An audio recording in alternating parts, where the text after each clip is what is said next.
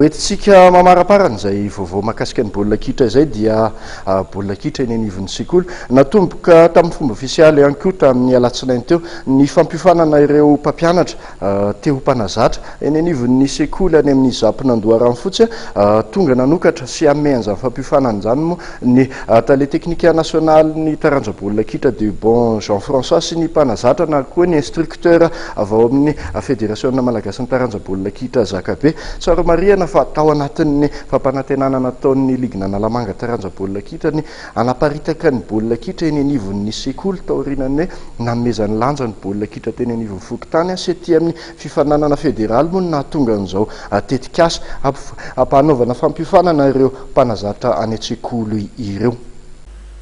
Ho fanatanterahana ny fanambina taony anitarana amin'ny fampandrosoana ny baolina kitra amin'ny alalan'ny fampandraisana anjara ireo sekoly dia natomboka tamin'ny fomba ofisialy ny alatsinainy maraina teo ny fiofanana omen'ny Ligue Analamanga ireo mpanazatra ao amin'ny Zap Andoranfotsy. Mpampianatra fanatanjahantena maromaro avy amin'ireo sekoly manodidina ny faritra Atsimondrano moa no namaly ny antso amin'ity fampiofanana ity.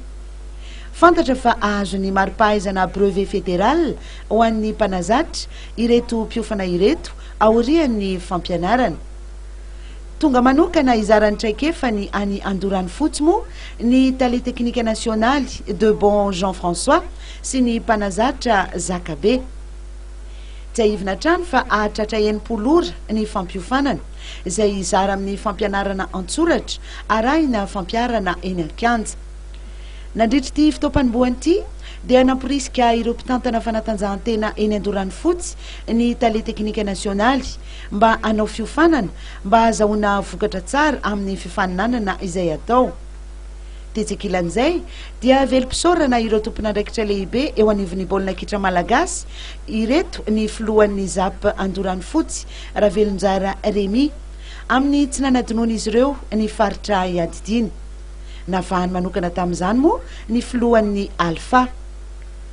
Teo am-pamaranana dia fantatra fa hihitatra amin'ny farim-piadidim-pampianarana hafa izao fampiofanana arahina fifaninanana baolina kitra andraisan'ireo mpianatra anjara